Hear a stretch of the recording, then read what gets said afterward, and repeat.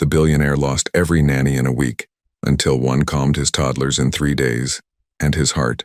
Before we begin, drop a comment telling us which city you're watching from, and once the story ends, don't forget to rate it from 0 to 10. Oh, and make sure to follow our channel for more stories like this.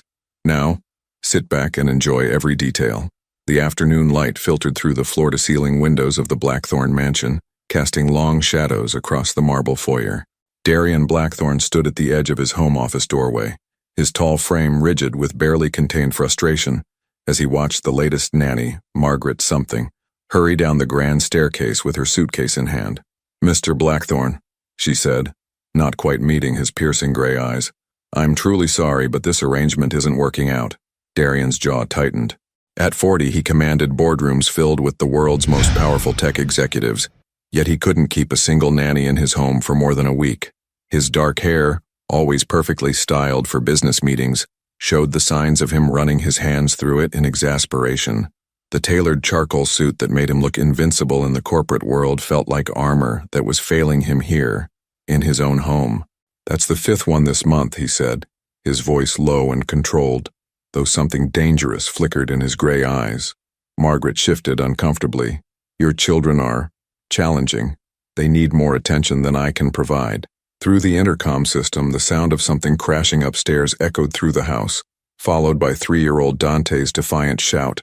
"We don't want you here anyway." Darian closed his eyes briefly, feeling the familiar weight of inadequacy settle on his shoulders.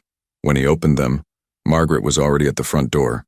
"Good luck, Mr. Blackthorn," she said, and then she was gone, leaving only the echo of her heels on marble and the lingering scent of expensive cleaning products that never quite masked the underlying emptiness of the house.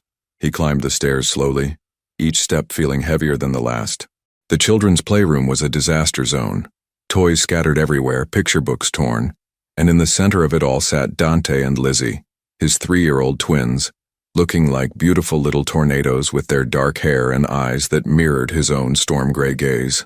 Dante, with his stubborn chin and defiant posture, sat cross-legged on the Persian rug, building something with blocks while deliberately knocking them down. Lizzie, smaller and quieter but no less determined, had cornered her stuffed rabbit in the window seat, whispering to it in the serious tone that always made Darian's chest ache with memories he tried to suppress. They looked so much like Emma, the same delicate features, the same way Lizzie tilted her head when she was thinking, the same fire in Dante's eyes when he was determined to get his way. "Another one left," Darian said, leaning against the doorframe. Dante didn't look up. "Good." She smelled like old flowers. She was trying to help. "We don't need help," Lizzie said quietly, still focused on her rabbit. "We have each other." The simple statement hit him harder than any corporate takeover ever had. These children, his children, had learned to rely only on each other because he had failed them. 3 years since Emma died during their birth, 3 years of grief that had turned him into a ghost in his own home, 3 years of hiring strangers to fill a role he couldn't figure out how to play himself. He pulled out his phone and scrolled to Mrs. Henley's number, the placement agency that had been patiently finding him nanny after nanny. His thumb hovered over the call button. "Daddy?" Lizzie's small voice made him look up. She was standing now, holding her rabbit tight against her chest. "Are you going to find another lady who doesn't like us?" The question was delivered with the matter-of-fact tone that only children possessed, but it cut through him like broken glass. He knelt down to her level, seeing Emma's eyes staring back at him, trusting, hopeful, and already learning to protect themselves from disappointment. "I'm trying to find someone who will stay," he said, his voice rougher than he intended. "They all leave," Dante said, finally looking at him, "just like Mommy did." Darian's breath caught in his throat. In 3 years, neither of them had ever said anything like that. They barely remembered Emma, but somehow they understood abandonment in a way that made him want to tear down the walls he'd built around his heart. Before he could respond, his phone buzzed with a text from Mrs. Morrison, his elderly housekeeper who had been with the family for 20 years. "I may have someone, different from the others. Her name is Autumn Reyes. Available tomorrow if you're willing to try something new." He stared at the message, then at his children, who were watching him with the careful attention of 2 small people who had learned that adult decisions shaped their entire world. What choice did he have but to hope that maybe, just maybe this time would be different? The next morning arrived with the kind of crisp October air that made Seattle feel alive with possibility. Autumn Reyes sat in her aging Honda Civic outside the Blackthorn estate, taking slow, steady breaths as she studied the imposing iron gates and the mansion beyond them. At 29, she had learned that first impressions of wealth often masked the deepest wounds, and something about Mrs. Morrison's careful words on the phone told her this family needed more than just childcare. Her auburn hair was pulled back in a simple ponytail, and she wore dark jeans with a soft cream sweater, practical clothes that wouldn't intimidate children, but still looked professional. She carried no elaborate bags of activities or rigid schedules like the previous nannies had. Instead, she brought only herself, patient green eyes that had seen too much pain in her work as a social worker, hands that knew how to comfort without overwhelming, and a heart that had been healing itself for the past 6 months. The gates opened electronically and she drove up the winding driveway lined with perfectly manicured hedges. The house was beautiful in the way that money could make anything beautiful, all clean lines and expensive materials, but there was something hollow about its perfection, like a magazine photo that no one actually lived in. Mrs. Morrison, a silver-haired woman with kind eyes, met her at the front door. "Miss Reyes, thank you for coming on such short notice. Please, call me Autumn." She stepped into the foyer, noting how her footsteps echoed in the vast space. "Mrs. Morrison, can you tell me what happened with the previous nannies, the real story?" The older woman glanced toward the staircase, then lowered her voice. "The children, they test boundaries. Dante acts out, throws things, hides toys, refuses to cooperate. Lizzie goes silent for hours, sometimes days. The nannies see it as defiance, but you see it differently. I see 2 babies who lost their mother before they could even know her, being raised by a father who's drowning in his own grief." Mrs. Morrison's eyes were gentle but honest.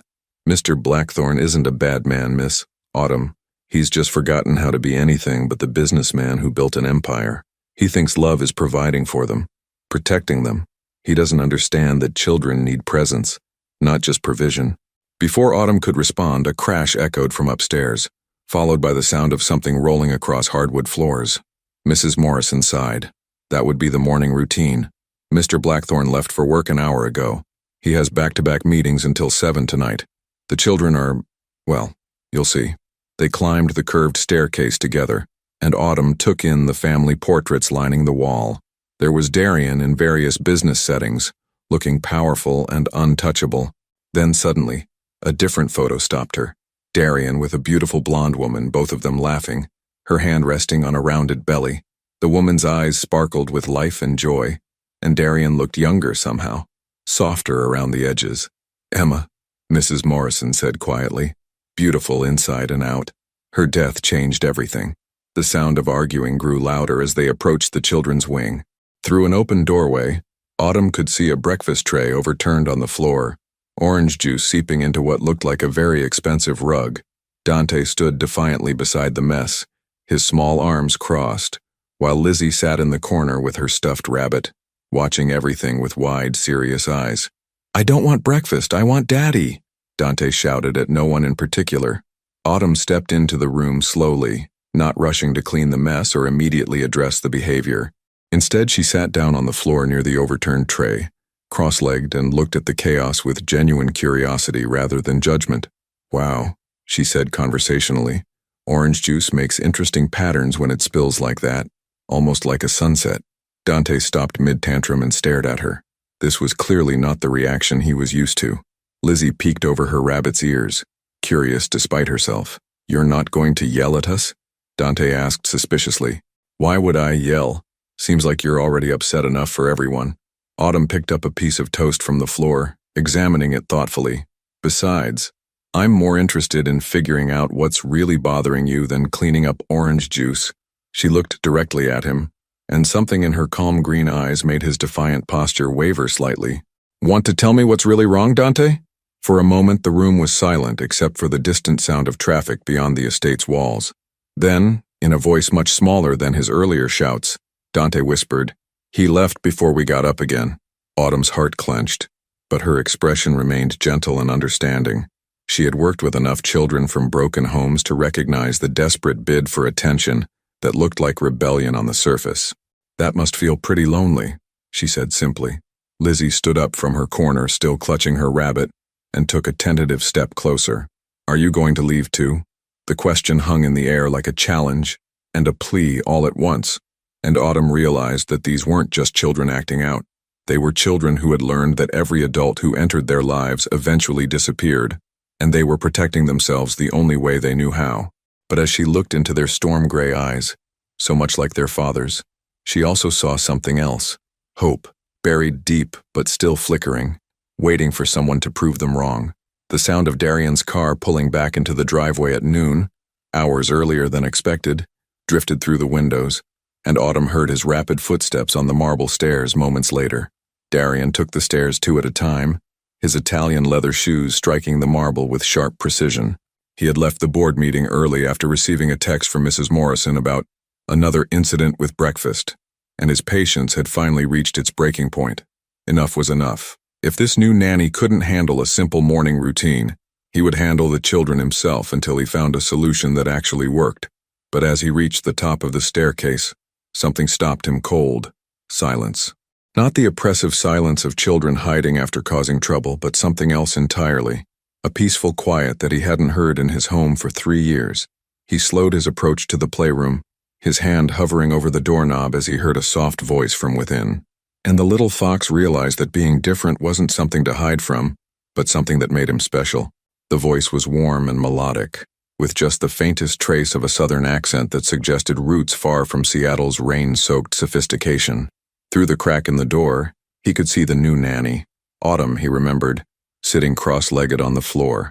The breakfast mess had been cleaned up, but she wasn't lecturing the children about making messes. Instead, she was reading from a picture book, and both Dante and Lizzie were curled up on either side of her, completely captivated. Darian's breath caught in his throat. When was the last time he had seen his children look so peaceful? "Read it again," Lizzie whispered, her small hand resting on Autumn's arm. It was the first time in months that Darian had heard his daughter speak above a whisper to anyone except Dante. "Again?" Autumn smiled, and Darian could hear the genuine warmth in it. "Well, I suppose the little fox's adventure is worth hearing twice." As she began the story again, Darian found himself leaning against the doorframe, studying this woman who had somehow accomplished in 3 hours what 5 previous nannies couldn't manage in a week. She was nothing like he had expected. The agency usually sent polished professional women with impressive credentials and rigid schedules. This woman looked like she belonged in a coffee shop or an art studio, not in his pristine mansion. Her auburn hair caught the afternoon light streaming through the windows, and when she smiled at something Dante said, her whole face transformed. There was something unguarded about her expression, something real in a way that made the carefully controlled environment of his home feel suddenly artificial. "Daddy!" Dante had spotted him through the crack in the door and scrambled to his feet, his earlier defiance replaced by surprised delight. "You came back." Autumn looked up as Darian stepped into the room, and for a moment their eyes met directly. Hers were green, not the sharp, ambitious green of emeralds, but the soft, deeper green of forest moss. There was intelligence there, and something else that made him feel strangely exposed, as if she could see through the expensive suit and controlled exterior to the man who was barely keeping himself together. "Mr. Blackthorne," she said, rising gracefully to her feet. She was smaller than he had initially thought, probably 5'5" to his 6'3", but there was a quiet strength in the way she carried herself. "I wasn't expecting you back so early. I heard there was an incident with breakfast." His voice came out more formal than he intended, the boardroom tone he used when he needed to maintain distance and control. "There was some spilled orange juice," she said calmly, "but we worked it out." Dante tugged on his father's suit jacket. "Daddy, Autumn says that when we're upset it's okay to feel upset, but it's not okay to hurt things or people. And she knows a story about a fox who was sad but found friends anyway." Darian looked down at his son, really looked at him, and realized that Dante's eyes were brighter than they had been in weeks. There was no defiance there now, no careful distance, just the open enthusiasm of a 3-year-old who had found someone willing to listen to him. "She read it twice," Lizzie added quietly, still holding her stuffed rabbit but no longer hiding behind it. "And she said my rabbit has a very wise expression." Something shifted in Darian's chest, a loosening of tension he hadn't even realized he'd been carrying. These were his children, actually engaging with an adult, actually happy, and he had almost forgotten what that looked like. "Mrs. Morrison mentioned you're not traditionally trained as a nanny," he said to Autumn, struggling to maintain his professional demeanor while processing the scene in front of him. "No, I'm not."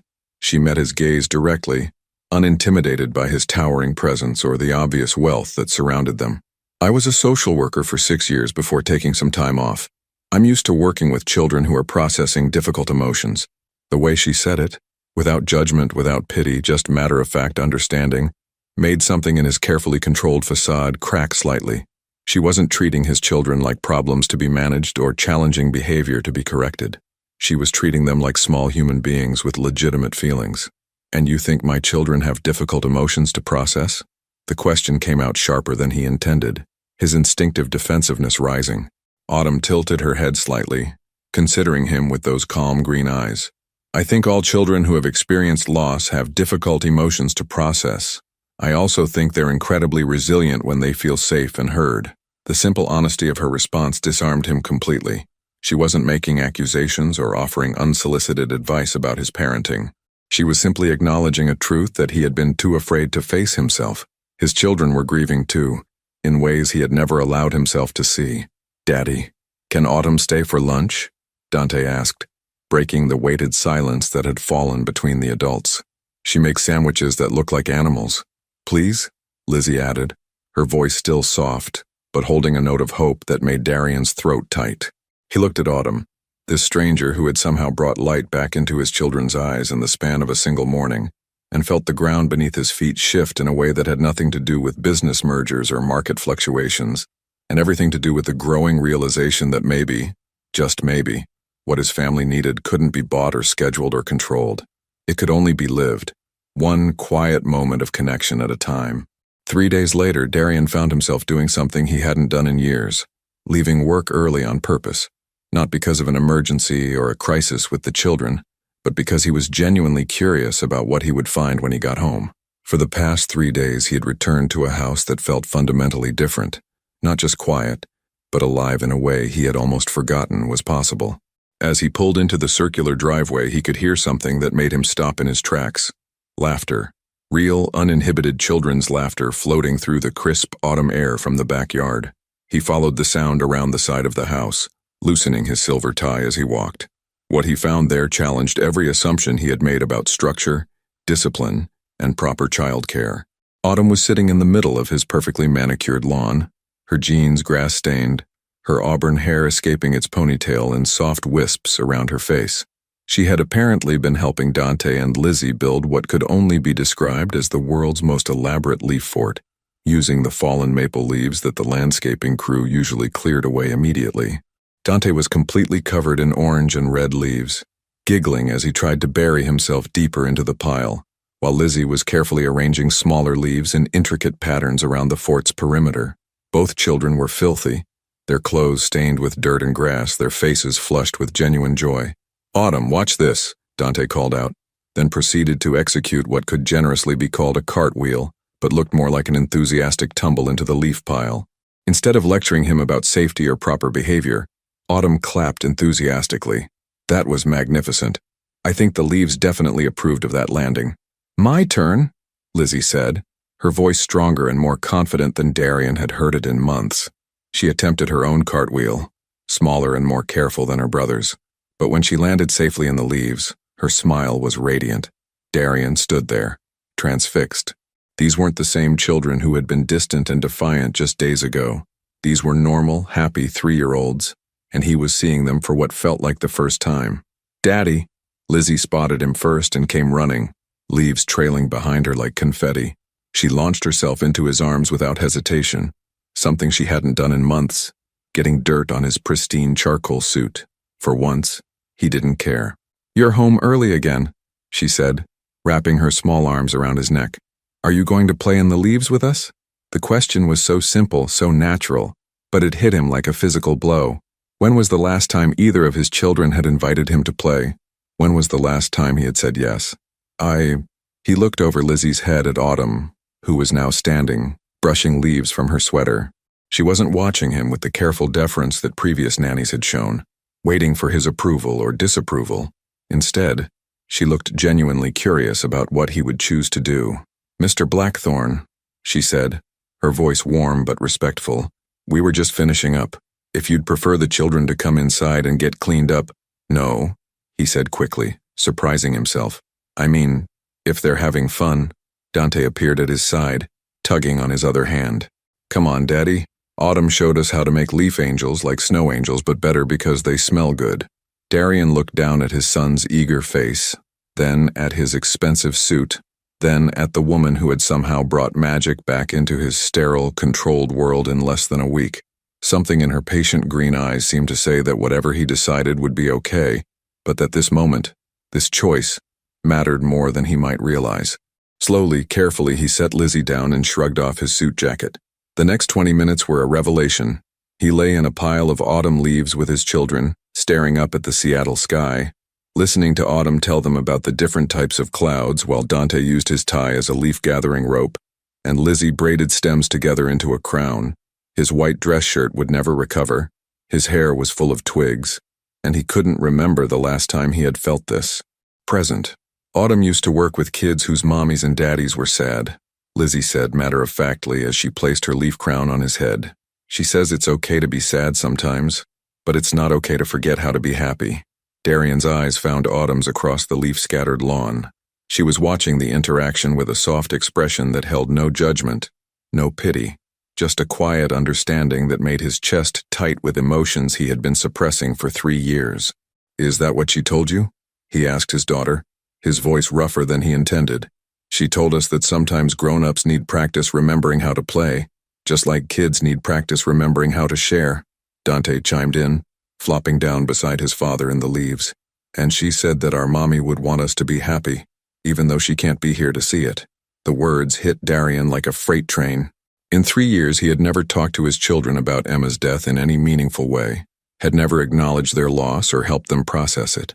He had been so consumed with his own grief that he had failed to see theirs, had failed to guide them through it. Autumn, he said, sitting up in the leaves, his voice catching slightly. Could we talk? Later, after the children are in bed? She nodded, something flickering in her eyes that might have been relief. Of course. As if sensing the weight of the moment, Dante suddenly stood up and shook himself off like a puppy, sending leaves flying everywhere. I'm hungry. Can we have the spaghetti that looks like worms again? Only if you promise to eat it like a civilized human being and not actually pretend to be an excavator this time. Autumn laughed, and the serious moment dissolved into the easy rhythm of family life. But as they all headed toward the house, Darian carrying Lizzie, Dante skipping ahead, Autumn walking beside them with grass stains on her jeans and genuine contentment on her face, he couldn't shake the feeling that something fundamental had shifted, not just in his children but in himself. For the first time in 3 years, his house felt like it might become a home again. And the woman walking beside him, this stranger who had appeared in their lives less than a week ago, was somehow at the center of that transformation. The thought should have terrified him. Instead, it filled him with the first real hope he had felt since Emma died. The grandfather clock in the foyer chimed 9 times as Darian made his way down to the kitchen, his footsteps unusually hesitant on the polished hardwood. He had changed from his leaf-stained clothes into dark jeans and a simple gray sweater, the most casual he had dressed in years. Somehow, his usual armor of expensive suits felt wrong for the conversation he was about to have. He found Autumn in the kitchen, standing at the massive island with 2 steaming mugs in front of her. She had changed too, into soft leggings and an oversized cream cardigan that made her look younger, more vulnerable. Her auburn hair fell in loose waves around her shoulders, and she was staring out the window at the city lights twinkling in the distance. I made tea, she said without turning around, somehow sensing his presence. Mrs. Morrison mentioned you prefer Earl Grey in the evenings. Thank you. He accepted the mug, their fingers brushing briefly in the exchange. The touch was electric, unexpected, and he found himself studying her face in the warm kitchen lighting. How did you know I'd be unable to sleep? A small smile played at the corners of her mouth. You have the look of a man carrying questions he's afraid to ask. They settled on opposite sides of the kitchen island, the granite surface creating a safe distance between them, though the intimacy of the quiet house made even that feel insufficient. Outside, Seattle hummed with its usual nighttime energy, but inside the Blackthorn mansion, the world had shrunk to just the 2 of them, and the weight of everything unspoken. Today, Darian began, then stopped, running a hand through his dark hair. I haven't seen my children like that since, he trailed off, unable to finish the sentence. Since their mother died, Autumn said gently, saving him from having to voice it himself. How do you know about Emma? His gray eyes sharpened slightly, not with anger but with the wariness of a man who had learned to guard his privacy fiercely. Mrs. Morrison told me the basics. And the children, they mention her sometimes. Little things. Autumn wrapped her hands around her mug, using the warmth to steady herself. Dante says you have pictures of her in your office, but nowhere else in the house. Lizzie asked me if Mommy's watch from heaven because she wants to show hers the leaf crown she made. Darian's throat constricted. I didn't know I thought if I didn't talk about it, it would be easier for them. Easier for them, or easier for you? The question was delivered without judgment, but it hit him like a physical blow. He set down his mug and stood abruptly, moving to the window, needing distance from those perceptive green eyes that seemed to see straight through him. I loved her, he said finally, his voice barely above a whisper. She made everything make sense. The empire I'd built, the success, all of it felt meaningless until I had someone to share it with. And then she got pregnant and everything was perfect. We had names picked out, nurseries designed, our whole future planned. Autumn remained silent, understanding that this was a dam finally bursting after 3 years of careful containment. She went into labor 6 weeks early. Complications. The doctor said I had to choose. Try to save her or save the babies. I couldn't. His hands pressed against the cool glass of the window.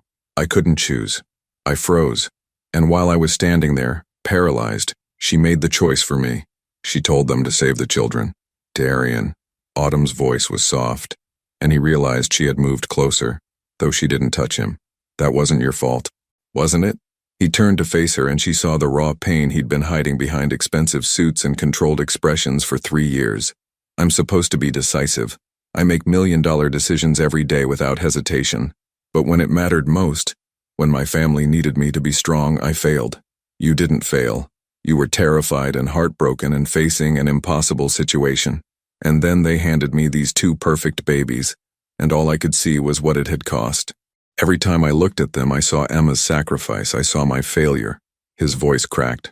What kind of father resents his children for existing? The kind who's human, Autumn said firmly, stepping closer. The kind who's grieving and scared and doing his best with unbearable circumstances. Darian, your children don't need you to be perfect. They need you to be present. He studied her face in the dim light. This woman who had walked into his broken family and somehow started putting the pieces back together, without him even realizing it was happening. How do you know so much about grief? Something flickered in her eyes, a shadow of pain that matched his own. Because I've been there. Different circumstances. Same devastating loss of someone I thought I'd spend my life with. What happened? She was quiet for a long moment, her fingers tracing the rim of her mug. My fiancé was in a terrible car accident with a drunk driver 10 months ago. We were supposed to be married in December. The doctor said he was dead, and I was so angry afterward at everything and everyone. I quit my job. Couldn't handle seeing families torn apart when mine had just been destroyed. That's why I'm here instead of working with child services. I'm still figuring out how to live with the empty space where our future used to be. The revelation hit him harder than he expected.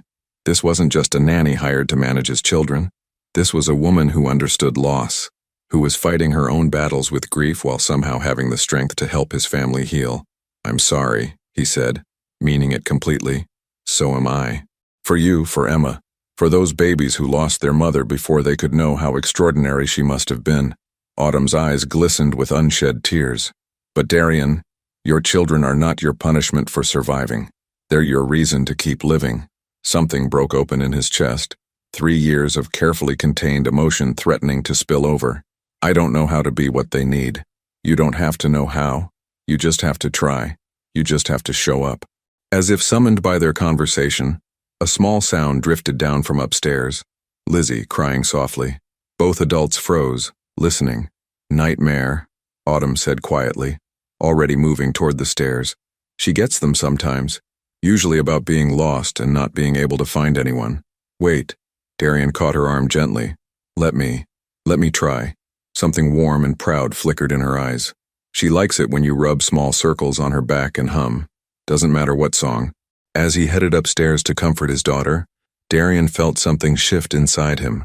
Not the complete healing of 3 years' worth of pain, but the first tentative step toward becoming the father his children deserved, and the man Emma would have wanted him to be. Behind him, Autumn remained in the kitchen, watching him go with a mixture of hope and something else.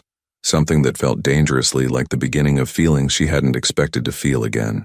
2 weeks had passed since that night in the kitchen, and the Blackthorn mansion had transformed into something Darian barely recognized, something that felt startlingly like a home. The changes were everywhere, children's laughter echoing through halls that had been silent for years, finger paintings proudly displayed on the stainless steel refrigerator, the lingering scent of homemade cookies replacing the sterile smell of expensive cleaning products. Darian found himself coming home earlier each day, drawn by something he couldn't quite name. He told himself it was about the children, about making up for lost time, but he was honest enough to admit that wasn't the complete truth. There was something about Autumn's presence that had become as essential to him as breathing, the way she hummed while making breakfast, how she tucked a strand of auburn hair behind her ear when she was concentrating, the soft smile that appeared whenever she watched him with Dante and Lizzie.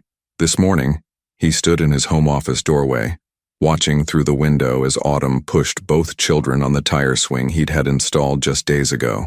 Her laughter carried on the autumn breeze, and something in his chest loosened at the sound. For the first time in 3 years, he was starting to understand what happiness felt like again. His phone buzzed with an incoming call, jolting him from his reverie. The caller ID made his blood run cold.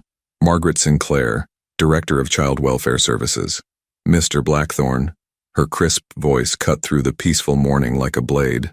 I hope you have a moment to discuss some concerns that have been brought to our attention regarding your household.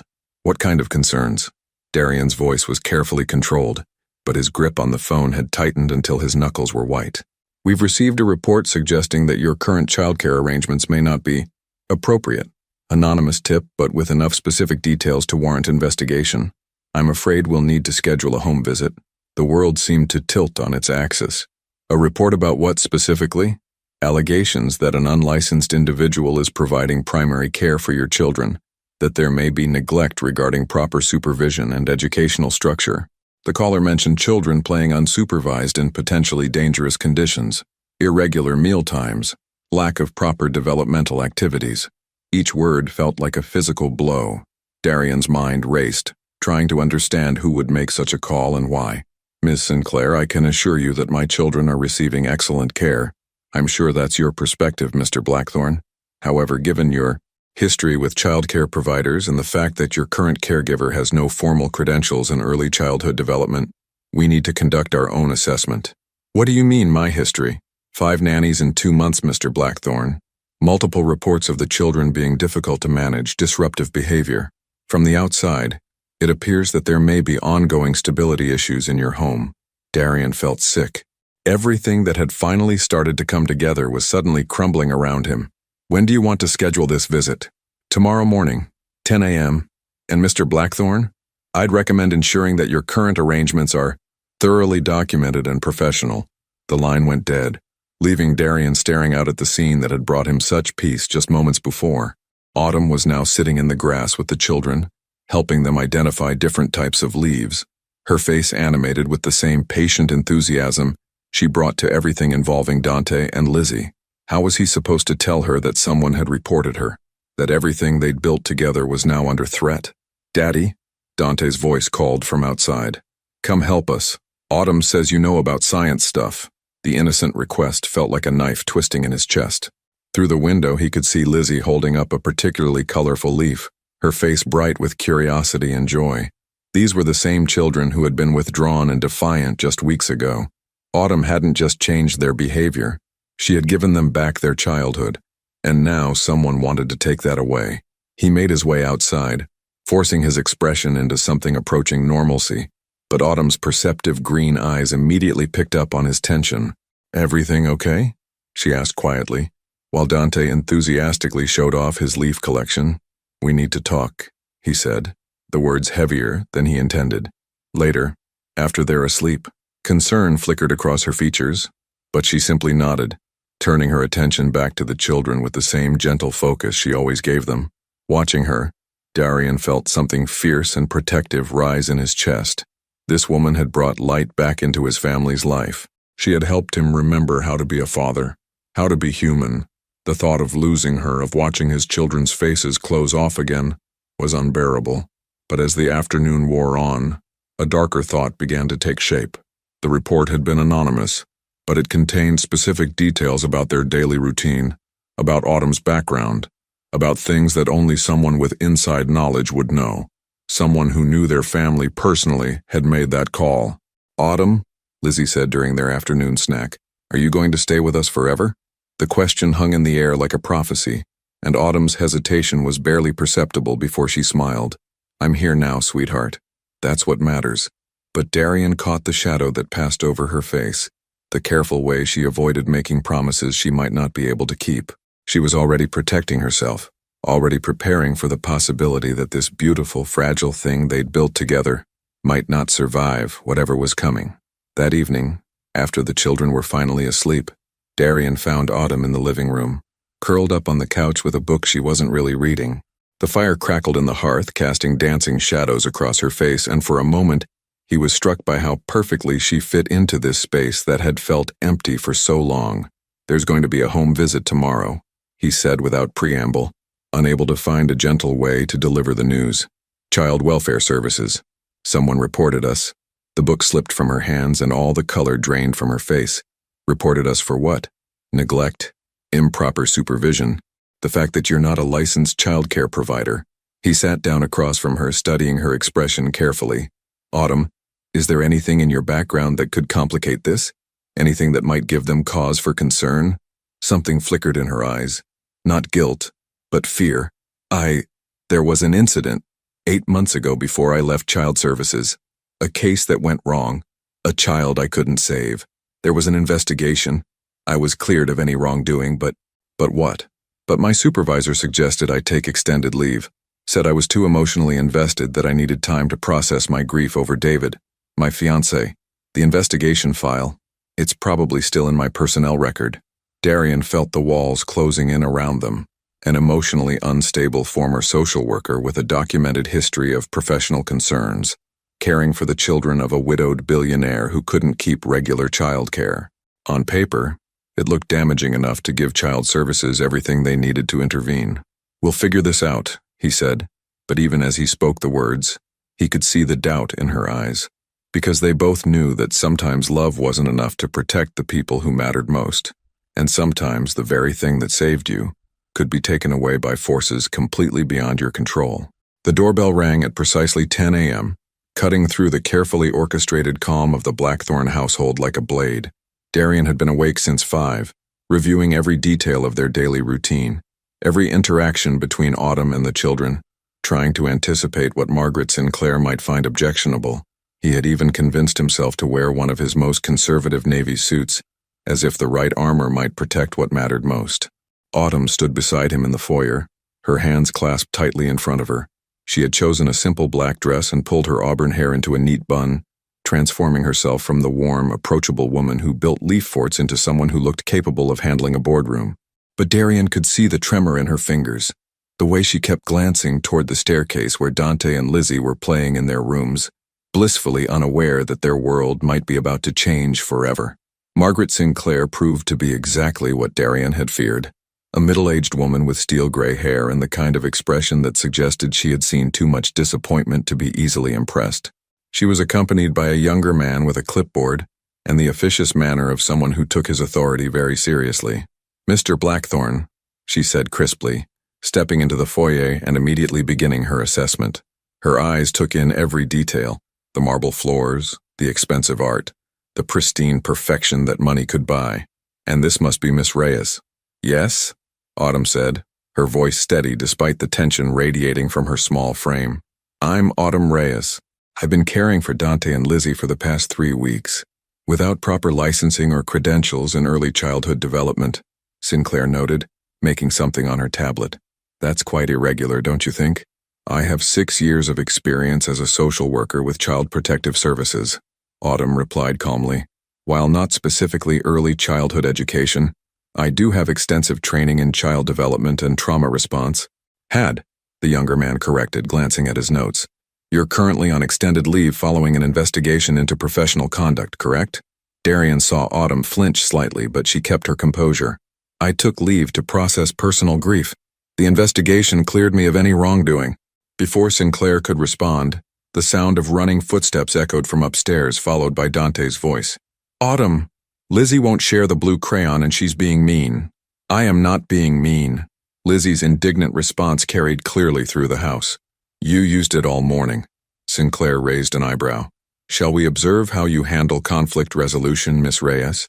They made their way upstairs to the children's playroom, where a minor war had broken out over art supplies. Dante stood with his arms crossed, his dark hair sticking up at odd angles, while Lizzie clutched the disputed crayon against her chest, tears threatening in her storm-gray eyes. Autumn knelt down between them, ignoring the adults watching her every move. Okay, tell me what's happening here. She won't share, Dante declared. He's been hogging it forever, Lizzie protested. I see. Dante, how long have you been using the blue crayon? He glanced at his picture, clearly trying to calculate. Maybe a really long time. And Lizzie, what do you want to draw with it? The sky in my picture. But it's not a sky without blue. Autumn nodded seriously. You're both right. Dante, you have been using it for a while, and Lizzie, skies do need blue. What do you think would be fair?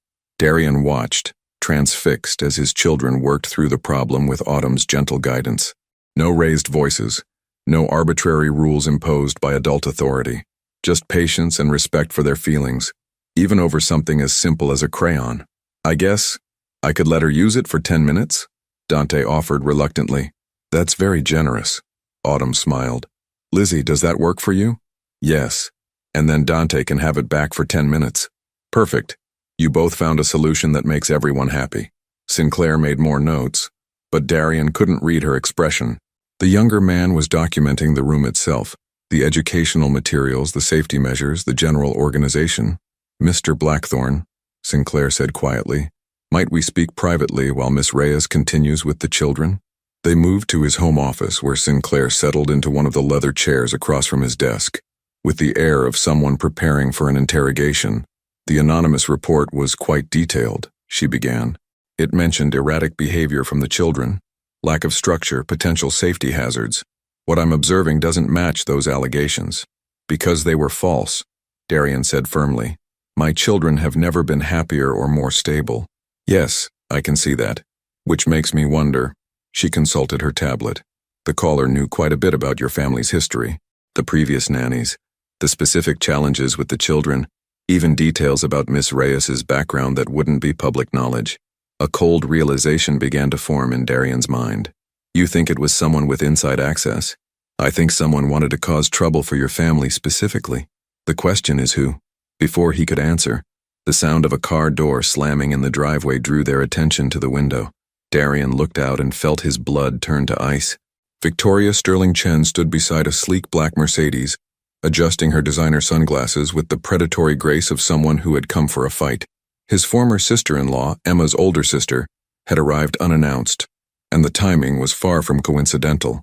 Expecting someone? Sinclair asked, noting his expression.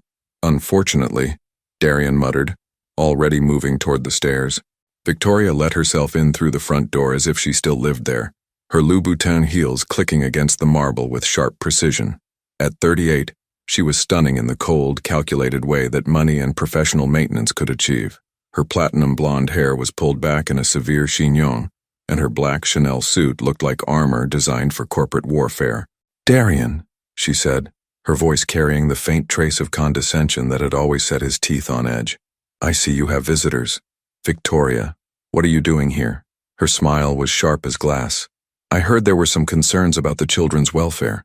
As their only remaining blood relative besides you, I felt I should be present. The pieces clicked into place with sickening clarity. Victoria had made the anonymous report. She had used her knowledge of his family to try to destroy the happiness they had finally found. You, he said, his voice low and dangerous. You called them. I called them because I'm concerned about my sister's children being cared for by some emotionally unstable woman with questionable professional history, she said coolly. Emma would be horrified to know that her babies are being raised by a stranger while you're too busy playing house to notice. The words hit their target with devastating accuracy. Every insecurity, every moment of doubt he'd had about his worthiness as a father came rushing back. But before he could respond, a small voice cut through the tension like a knife. Aunt Victoria? Lizzie stood at the top of the stairs, her face lighting up with genuine joy. You came to visit. She started down the stairs, and Darian's heart clenched as he realized that his daughter had no idea that the woman she was running toward had just tried to destroy their family.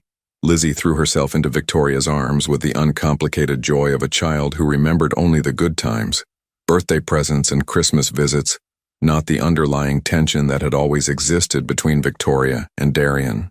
Victoria caught her niece smoothly, her expression softening for just a moment before the mask of cold determination slipped back into place. "Hello, darling," Victoria murmured, kissing the top of Lizzie's dark hair. "You've grown so much since I last saw you." "That was at Christmas," Lizzie said matter-of-factly. "Daddy said you were too busy to visit anymore." Something sharp flickered in Victoria's blue eyes as she looked over Lizzie's head at Darian. "Daddy says a lot of things, doesn't he?" Margaret Sinclair watched the family dynamics unfold with the keen interest of someone trained to read between lines. Autumn had appeared at the top of the stairs with Dante, who hung back uncertainly, clearly sensing the tension even if he didn't understand its source. "Mrs. Sterling Chen," Sinclair said, consulting her tablet.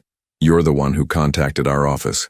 Victoria set Lizzie down gently but kept one manicured hand on her shoulder. "I am. As Emma's sister and the children's aunt, I have a responsibility to ensure their well-being." "Aunt Victoria," Dante said cautiously, finally making his way down the stairs. "Why are there strangers in our house? These nice people are just making sure you and Lizzie are happy and safe," Victoria said, her voice taking on the artificially sweet tone adults used when they were about to deliver devastating news to children. "Sometimes when daddies are very busy with work, they don't notice if things aren't quite right at home." "Things are right," Lizzie said, confused. "Autumn makes pancakes that look like animals, and Daddy plays in the leaves with us now." "Does he?" Victoria's smile was sharp. "And who is Autumn, sweetheart?" Before either child could answer, Autumn stepped forward, her composure steady despite the obvious hostility radiating from Victoria. "I'm Autumn Reyes. I've been helping care for Dante and Lizzie." Victoria's gaze swept over her dismissively, taking in her simple dress, her lack of expensive accessories, the way she instinctively moved closer to the children when threatened. "I see. And what qualifies you to care for my sister's children?" 6 years of experience in child welfare services," Autumn replied evenly, "and 3 weeks of getting to know 2 remarkable children who deserve love and stability." "Love and stability," Victoria repeated, her voice dripping with disdain. "Is that what you call it? Because from what I understand, you're an emotionally compromised former social worker who left her job under questionable circumstances." Darian stepped forward, his jaw tight with barely controlled anger. "That's enough, Victoria." "Is it? Because I think these children deserve better than to be experimental subjects for someone working through her own trauma." Victoria's voice rose slightly and both children pressed closer to Autumn instinctively. Emma would be horrified to know that her babies are being used to heal some stranger's broken heart. The words hit Autumn like physical blows, and Darian saw her face go pale. Every insecurity she'd confided to him, every doubt about whether she was helping or potentially harming the children, was being weaponized against her. "Autumn isn't broken," Lizzie said suddenly, her small voice cutting through the adult tension. "She's sad sometimes, like Daddy is sad sometimes, but she still takes care of us." "Yeah," Dante added fiercely. "She doesn't yell at us or leave when we're upset. She stays." Margaret Sinclair made more notes, and Darian realized that Victoria's attack was backfiring. The social worker was witnessing the children's genuine affection for Autumn, their instinctive defense of her, their obvious security in her presence. But Victoria wasn't finished. She knelt down to Lizzie's level, her voice becoming gentle and persuasive. "Sweetheart, wouldn't you like to come stay with me for a while? I have that big house in Bellevue with the swimming pool, remember? And I could hire you a proper nanny, someone with the right training." "I don't want a proper nanny," Lizzie said, confusion clear in her storm-gray eyes. "I want Autumn. And I want to stay home with Daddy," Dante added, moving to stand protectively in front of his sister. Victoria's mask of patience began to slip. "Children don't always know what's best for them. That's why adults have to make difficult decisions." "You're right," Darian said quietly, and everyone turned to look at him. "Children don't always know what's best for them. But I do know what's best for mine." He moved to stand beside Autumn, his hand finding hers in a gesture that was both protective and possessive. "Victoria, you made the anonymous report because you're threatened by the fact that my children are finally happy. For 3 years, you've watched me struggle, watched them struggle, and you never once offered to help. But the moment someone comes into our lives who actually makes a difference, you try to destroy it." "I'm trying to protect them." "No, you're trying to control them. The same way you tried to control Emma." The words came out harsher than he intended, but years of suppressed resentment were finally breaking free. You never forgave me for taking her away from your perfect little world of social climbing and appearances. And now you can't stand that I might actually move on, that she might not be the shrine you think she should be. Victoria's composure cracked completely. How dare you?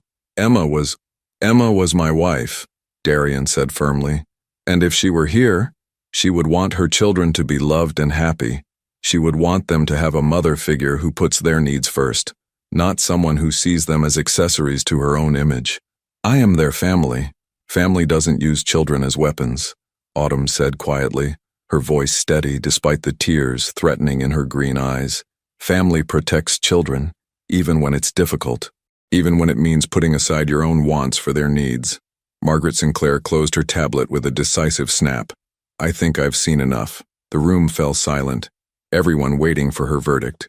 Darian felt Autumn's hand trembling in his, felt his children pressed against their sides, and realized that whatever happened next would determine not just their future, but whether the fragile family they'd built could survive the forces trying to tear it apart.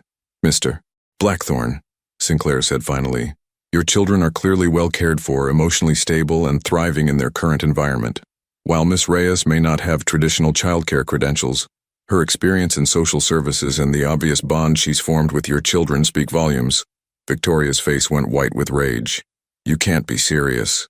This woman, Sinclair interrupted, has accomplished what 5 previous caregivers could not. She's created a stable, loving environment for 2 children who have experienced significant trauma. The allegations in the anonymous report appear to be unfounded and motivated by personal grievances, rather than genuine concern for child welfare. She turned to Victoria with the kind of look that suggested she'd dealt with vengeful family members before. Mrs. Sterling Chen, I would strongly advise you to reconsider your approach to your relationship with your niece and nephew. Children need love, not litigation. As Sinclair and her assistant gathered their things to leave, Darian felt something shift permanently in his understanding of what family meant. It wasn't about blood or obligation or maintaining the status quo. It was about the people who showed up, who stayed through the difficult moments, who chose love over control. Victoria stood in his foyer, isolated and furious, having lost the battle she'd started. But as he looked at his children, safe in the circle of Autumn's arms, Darian realized that Victoria's attack had accomplished something she never intended. It had forced him to finally, completely choose his new family over the ghosts of his past. The house felt different in the aftermath of Victoria's departure, lighter somehow, as if a weight that had been pressing down on them for years had finally been lifted. The children had recovered from the morning's drama with the resilience that only 3-year-olds possessed and were now napping peacefully in their rooms, exhausted by the emotional intensity they didn't fully understand. Darian stood in the kitchen, still wearing his navy suit but with his tie loosened and his sleeves rolled up, staring out at the garden where this whole transformation had begun months ago. The late afternoon sun cast everything in gold, and he could almost see the ghosts of their recent happiness. Autumn reading under the oak tree, the children building their elaborate leaf fort, the sound of laughter that had become as essential to him as breathing. They're asleep, Autumn said softly from the doorway, and he turned to find her watching him with an expression he couldn't quite read. She had changed from her formal black dress into jeans and a soft gray sweater, but there was something different about her now, a wariness that hadn't been there before Victoria's poisonous words. Good. They needed the rest after everything. She moved into the kitchen but kept her distance, fidgeting with the sleeves of her sweater in a way that told him she was working up to something difficult. Darian, we need to talk. The word sent a chill through him that had nothing to do with the October weather. If this is about what Victoria said, it's not about what she said. It's about what she was right about. Autumn's green eyes were bright with unshed tears, but her voice was steady. I have been using your family to heal my own broken heart. When I took this job, I wasn't thinking about what was best for Dante and Lizzie.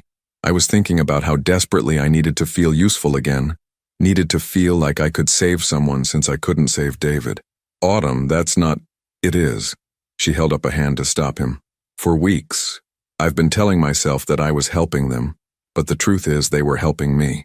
They were giving me a reason to get up in the morning, a way to feel needed and important and not completely destroyed by grief. Darian moved closer, his heart clenching at the pain in her voice. Even if that's true, it doesn't change what you've given them, what you've given all of us, doesn't it? She laughed, but there was no humor in it. I'm not trained for this, Darian. I'm not a child development specialist or an early childhood educator. I'm a grief-stricken woman who got lucky because two lonely children needed exactly the kind of broken attention I had to offer. You're not broken. Yes, I am. The tears finally spilled over, tracking down her cheeks in silent streams. I'm completely shattered, and I've been pretending otherwise because being here, being needed by them, made the pain bearable for a little while. But what happens when they need more than I can give? What happens when my grief catches up with me again and I can't be present for them the way they deserve? The question hung in the air between them, and Darian realized this wasn't just about her qualifications or Victoria's attack. This was about fear, the same paralyzing fear that had kept him distant from his children for 3 years. The terror of failing someone who depended on you completely. What happens? He said quietly, moving close enough to touch her face to brush away her tears with his thumb, is the same thing that happens in every real family. We figure it out together. We hold each other up when we're weak, and we forgive each other when we're not perfect. Darian, do you love them? He asked, his gray eyes searching hers, not as a professional obligation or a way to heal yourself, but as children who have become part of your heart? Of course I do. The answer came without hesitation. I love them more than I ever thought possible. They're funny and smart and resilient, and they see the world in ways that make me remember how to hope again. Then that's all that matters. Everything else, credentials, training, past mistakes, none of that matters compared to love. It's not that simple, isn't it? He cradled her face in both hands now, forcing her to meet his gaze. Autumn, you've spent 3 weeks proving that love is exactly that simple.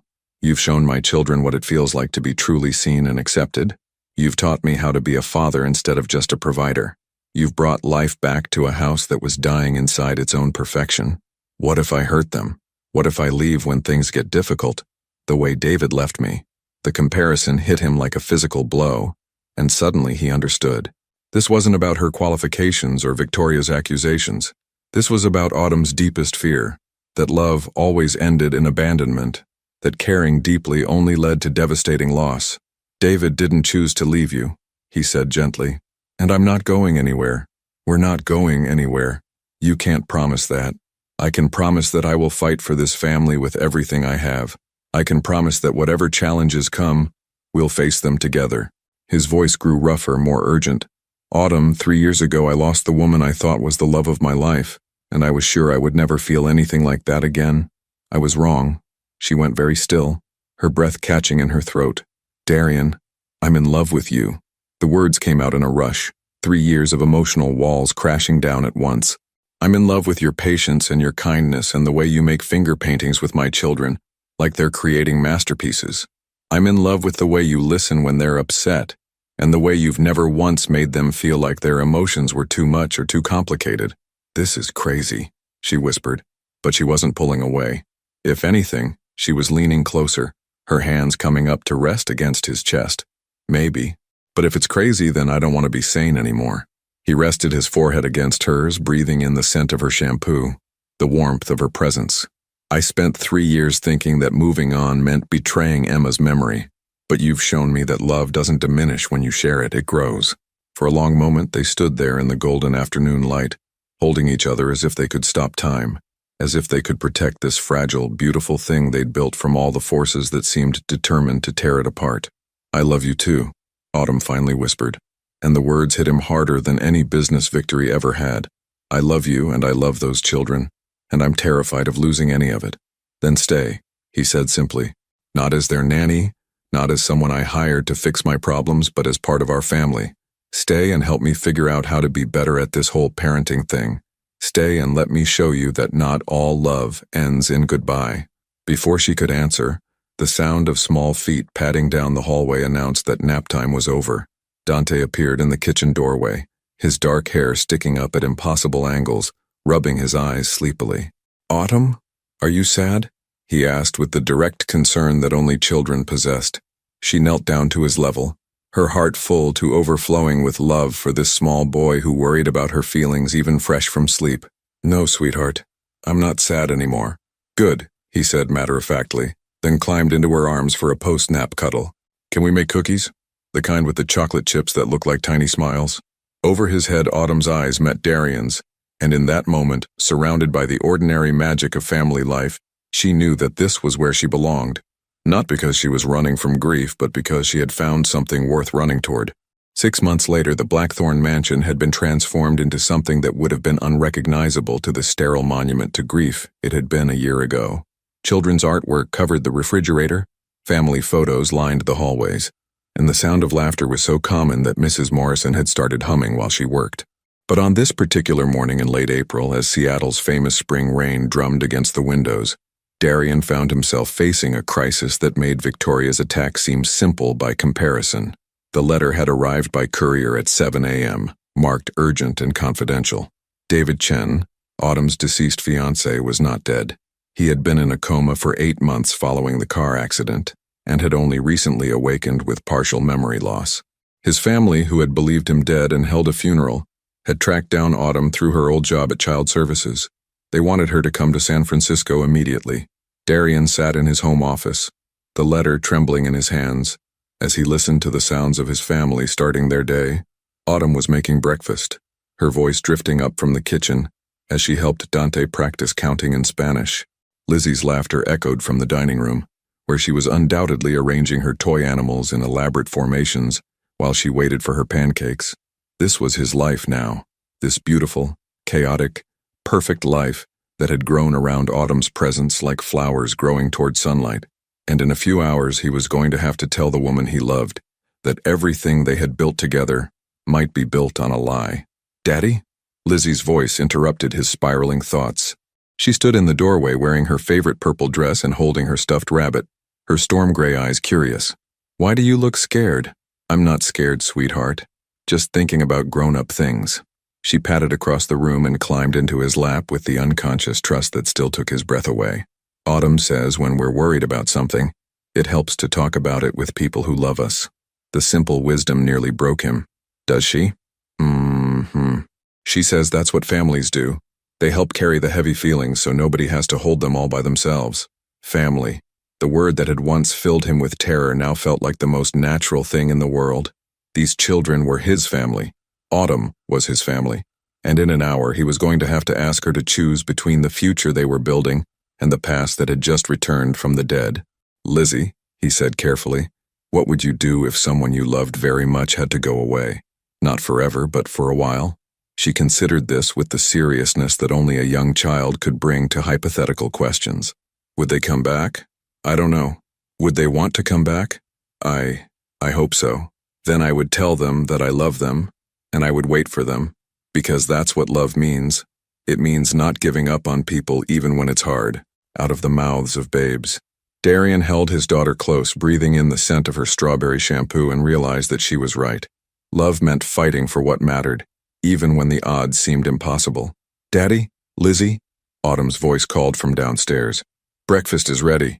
As they made their way to the kitchen, Darian forced himself to appear normal, to participate in the morning routine that had become sacred to all of them. Autumn smiled at him over the coffee she'd prepared exactly the way he liked it, and he memorized the sight of her in the spring sunlight, wearing his old Columbia sweatshirt over leggings, her auburn hair falling in soft waves around her face. "I was thinking," she said, serving heart-shaped pancakes to the children, "maybe we could drive out to the tulip fields this weekend. I know it's still early in the season, but Dante wants to see if flowers really grow in rows like corn." "Flowers don't grow like corn," Dante protested, but he was grinning. "That's silly." "Well, there's only one way to find out," Autumn laughed, ruffling his hair. Darian watched this exchange, so normal, so perfectly domestic, and felt his heart breaking and healing at the same time. This was what he was about to risk losing. This was what Autumn was about to have to choose. After breakfast, while the children played in the living room, he found Autumn loading the dishwasher and summoned every ounce of courage he possessed. "Autumn, we need to talk." Something in his tone made her look up sharply. "What's wrong?" He handed her the letter without preamble, watching as her face went white, then gray, then a shade he'd never seen before. Her hands shook as she read, and he caught the coffee mug that slipped from her fingers before it could shatter on the marble floor. "This isn't possible," she whispered. "I saw the car. I identified his body. I buried him. Apparently his family made a mistake in the identification.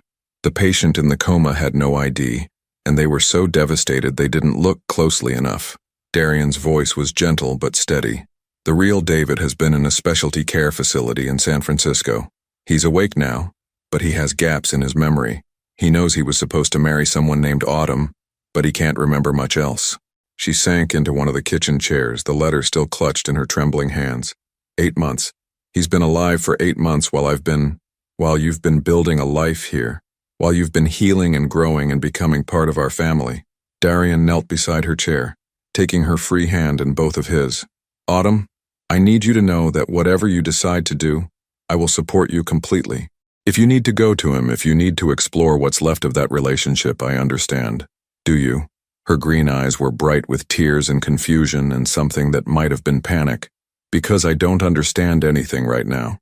I understand that you loved him, that you were going to marry him, that you've been grieving a loss that turns out to be something completely different. His thumb traced circles on her palm, a gesture that had become automatic comfort between them.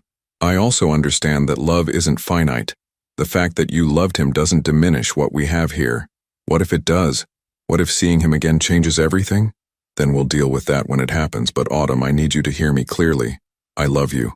Not as a replacement for someone else, not as a convenience or a solution to my problems, but as the woman who brought my children back to life and taught me how to live again. That love isn't going anywhere regardless of what happens with David. She was crying openly now, and he pulled her into his arms, holding her while she sobbed against his chest. Through the archway, he could see Dante and Lizzie playing with their blocks, their voices a soft counterpoint to Autumn's tears. What am I supposed to do? She whispered against his shirt. You're supposed to go to San Francisco, he said, the words tearing his heart out even as he spoke them. You're supposed to see him, talk to him, figure out what's real and what's just the ghost of a life you thought you'd lost forever. And if I go, what happens to us? What happens to them? We'll be here when you get back. However long it takes, whatever you need to work through, we'll be here. She pulled back to look at him, her face streaked with tears but her eyes searching his with desperate intensity. How can you be so sure? Because in the past 6 months, you've shown me what real love looks like. It's not possessive or demanding or afraid of competition. It's patient and generous and brave enough to let people make their own choices. He cupped her face in his hands, memorizing every detail. I love you enough to let you go figure out what your heart needs because I trust that what we have is strong enough to survive the truth. Darian. Autumn. Lizzie's voice interrupted them, and they turned to see both children standing in the kitchen doorway, their faces serious with the kind of intuitive understanding that children possessed. Are you crying because you're sad or because you're happy? Lizzie asked, moving closer with her characteristic directness. Both, sweetheart, Autumn managed, wiping her eyes. Sometimes grown-ups cry when they have big feelings that are too complicated for just one emotion. Dante climbed into her lap without invitation, his small arms going around her neck. Are you going away? The question hung in the air like a challenge to everything they'd built together. Autumn looked at Darian over Dante's head, her eyes asking for permission to tell the truth. He nodded. I might have to go away for a little while, she said carefully. Someone I used to know needs my help figuring out some important things. Will you come back? Lizzie asked, the question carrying the weight of every abandonment she'd ever experienced. Autumn's eyes met Darian's across the kitchen, and in that moment, he saw her make a choice that would change everything. Yes, she said firmly, her voice stronger than it had been all morning. I will come back. Because this is my family, and families don't give up on each other. As she held his children and promised them a future he wasn't sure she could deliver, Darian felt something settle in his chest that felt like peace. Whatever happened in San Francisco, whatever truths emerged from the past, they would face it together. Because love, he had learned, wasn't about avoiding difficult choices. It was about making them with courage and faith and the absolute certainty that some things were worth fighting for, no matter what the cost. 1 year later, the October afternoon was crisp and bright, the kind of perfect Seattle day that made residents forget about the months of rain to come. In the backyard of the Blackthorn mansion, preparations were underway for what 4-year-old Dante had declared the most important party ever, and for once, his tendency toward dramatic pronouncements was entirely accurate. Darian stood at the kitchen window, adjusting his charcoal gray tie for the 3rd time in 10 minutes, watching as Mrs. Morrison directed the placement of white chairs on the lawn where, just over a year ago, Autumn had first taught his children how to make leaf angels. Today, those same chairs would witness something infinitely more precious, the official beginning of the family they had all chosen to create. "Daddy, you look nervous," Lizzie observed from behind him, and he turned to find his daughter resplendent in a pale pink dress, her dark hair crowned with a wreath of baby's breath and white roses. At 4, she had grown into a confident, articulate little girl who still preferred quiet observation to her brother's more boisterous approach to life, but who no longer hid behind her stuffed rabbit when emotions ran high. "Do I?" He knelt to her level, straightening the small bouquet of white roses she would carry as flower girl. "Maybe a little. This is a pretty important day. Autumn says it's okay to be nervous about important things as long as you remember that the people who love you are right there with you." Autumn. Just thinking her name made his chest tight with anticipation and gratitude, and a love so profound it still caught him off guard sometimes. She had been gone for 6 weeks last spring, 6 of the longest weeks of his life, while she traveled to San Francisco to confront the impossible situation with David. The reunion had been devastating and healing in equal measure. David had awakened from his coma with significant memory loss, remembering only fragments of their relationship and none of the deep emotional connection that had led to their engagement. The man Autumn had grieved for 10 months was, in many ways, truly gone, replaced by someone who shared his face but not his heart.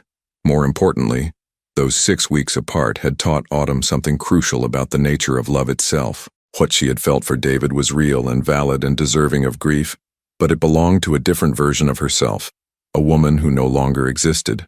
The Autumn who had fallen in love with Darian and his children was someone new, forged by loss and healing and the daily choice to build something beautiful from the pieces of her broken heart. She had returned to Seattle with closure, with peace, and with an absolute certainty about where she belonged.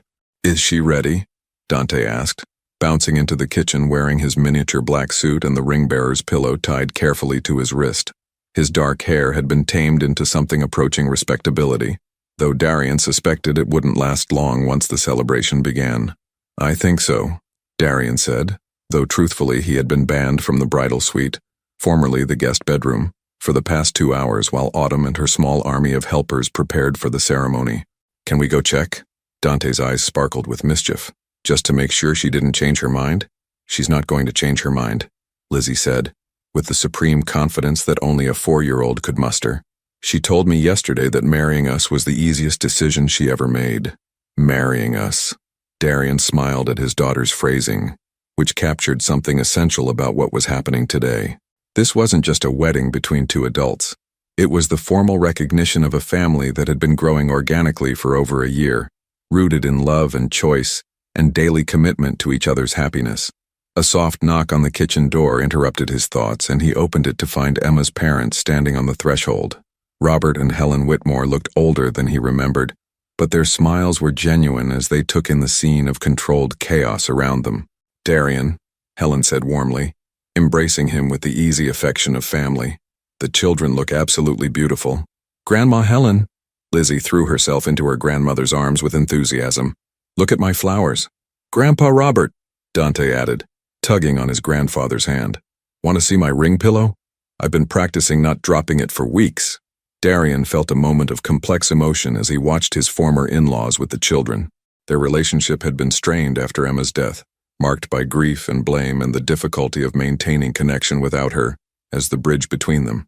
But Autumn's presence in their lives had somehow healed that rift too, giving them permission to love their grandchildren without the complicated weight of loss overshadowing every interaction. "She would be so happy," Helen said quietly, stepping beside Darian as they watched Robert examine Dante's ring pillow with appropriate gravitas. "Emma, she would be so happy to see them like this, to see you like this." "I hope so," Darian said, meaning it completely. "I know so. Emma wanted you to be loved, Darian. She wanted her children to have a mother who would cherish them. She wanted her family to be whole." Helen's eyes were bright with tears, but her smile was radiant. "Autumn is exactly what she would have chosen for all of you." Before he could respond, Mrs. Morrison appeared in the doorway, her expression both businesslike and tender. "Mr. Blackthorne? It's time." The ceremony itself was small and intimate, just 40 guests gathered on the lawn where so much of their love story had unfolded. Autumn had wanted something simple, meaningful, focused on family rather than spectacle. As Darian took his place beside Pastor Williams, with Dante and Lizzie flanking him like small protective guards, He felt the weight of the moment settle around him like a blessing. The music began, not the traditional wedding march, but the gentle acoustic melody of At Last played by the string quartet Autumn had insisted on, and he looked up to see her at the top of the back steps. She was breathtaking. The dress was simple elegance incarnate, ivory silk that skimmed her curves without ostentation, a square neckline that showcased the delicate gold necklace he had given her for Christmas, sleeves that fell to just below her elbows. Her auburn hair was arranged in loose waves that cascaded over one shoulder, held back by a simple comb adorned with the same white roses that crowned Lizzie's head. But it was her expression that stopped his breath completely. Pure joy radiated from her face as her green eyes found his across the garden, a smile so luminous it seemed to light up the entire afternoon. This was a woman who had chosen love over fear, who had chosen their imperfect, beautiful, complicated family over the safety of solitude. She walked toward him slowly, not down a traditional aisle, but along the winding garden path where they had taken so many evening walks while the children played. She carried no bouquet. Her hands were free to touch the roses climbing the arbor, to wave at Mrs. Morrison, to blow a kiss to Dante when he wiggled his fingers at her in excitement. When she reached him, when she placed her small hands in his and smiled up at him with enough love to power the entire city, Darian felt the last pieces of his carefully guarded heart finally, completely, come home. "Dearly beloved," Pastor Williams began, but Darian was only half listening to the familiar words. Instead, he was memorizing this moment, the way the afternoon light caught the gold in Autumn's hair, the sound of Lizzie's giggle when Dante whispered something in her ear, the feeling of absolute rightness that had settled in his chest like a benediction. "Do you, Darian, take Autumn to be your wife, to love and cherish in joy and in sorrow, in plenty and in want, for as long as you both shall live?" "I do," he said, his voice steady and sure, "and I promise to love her not just as my wife, but as the mother of my children, as the heart of our home, as the woman who taught us all how to be a family." "And do you, Autumn, take Darian to be your husband, to love and cherish in joy and in sorrow, in plenty and in want, for as long as you both shall live?" "I do," she whispered, tears streaming freely down her face. "And I promise to love him not just as my husband, but as the father who showed me what strength looks like when it's tempered with tenderness, as the man who was brave enough to let love transform him completely."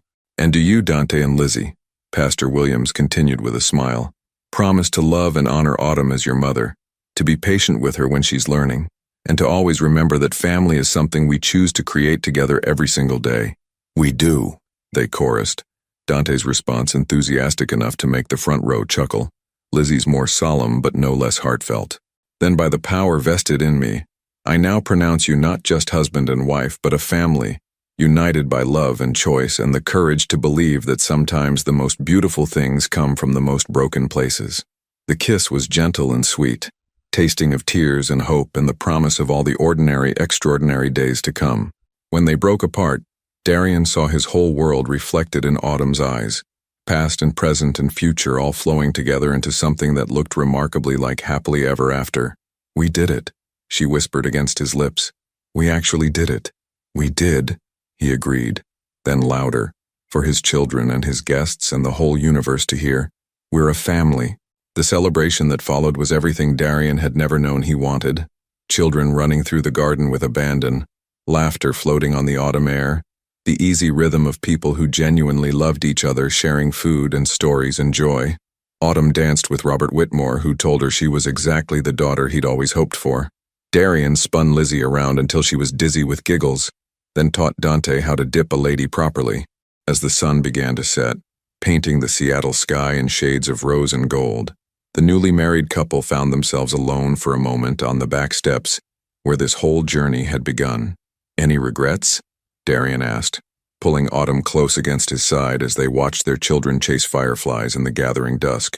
"Only one," she said, and his heart stopped for a moment before she continued with a smile. "I regret that we waited so long to get to this moment." "We had to wait," he said, pressing a kiss to the top of her head. "We had to become the people who were ready for this kind of love." "You're right," she agreed, then leaned up to kiss him again, soft and lingering and full of promise. "I love you, Mr. Blackthorne." "I love you too, Mrs. Blackthorne." As if summoned by the use of her new name, Lizzie appeared at Autumn's side, her flower crown slightly askew, but her smile radiant. "Mama?" she said, testing out the word they had all agreed she could use whenever she felt ready. Autumn's breath caught, and fresh tears spilled over. Yes, sweetheart? Can we make this a tradition? Getting married in the garden every year? Darian laughed, a sound of pure happiness that echoed across the garden. I think once is probably enough, princess. But we could have a party every year on this day, Autumn suggested, to celebrate the day we became a family. Yes, Dante called from across the lawn, apparently having overheard despite being 20 feet away. And every year we can make bigger cakes. Later, after the guests had gone home and the children had finally fallen asleep in their beds, exhausted by excitement and sugar and the overwhelming happiness of the day, Darian and Autumn sat together in their bedroom, still wearing their wedding clothes, sharing a quiet bottle of champagne. So, Autumn said, curling against his side with the easy intimacy of people who had chosen each other completely, what do you think? Did we make the right choice? Darian looked out the window at the garden where they had fallen in love, where their children had learned to be children again, where they had built something beautiful from the broken pieces of their separate lives. Ask me in 50 years, he said, then kissed her temple and held her close as Seattle settled into night around them. But even as he said it, he knew the answer. They had made the only choice that mattered. They had chosen love over fear, family over solitude, hope over the safety of protecting their hearts. And every day for the rest of their lives, they would wake up and make that choice again, building their happiness one ordinary moment at a time. Because sometimes the greatest love stories weren't about grand gestures or dramatic declarations. Sometimes they were about a woman who could calm frightened children and teach a broken man how to live again, about a man brave enough to let love transform him completely, about the daily miracle of people choosing each other over and over again. Sometimes the greatest love stories were simply about coming home. Would you have made the same choice if you were in Autumn's position? When faced with a life-altering decision between past love and present happiness, what would guide your heart? Your participation means a lot to the channel. Please share your thoughts in the comments. Thank you for watching. If you enjoyed the story, please subscribe to our channel and leave a comment below letting us know what you thought. Your feedback and support mean a lot to us. Stay tuned for more exciting stories.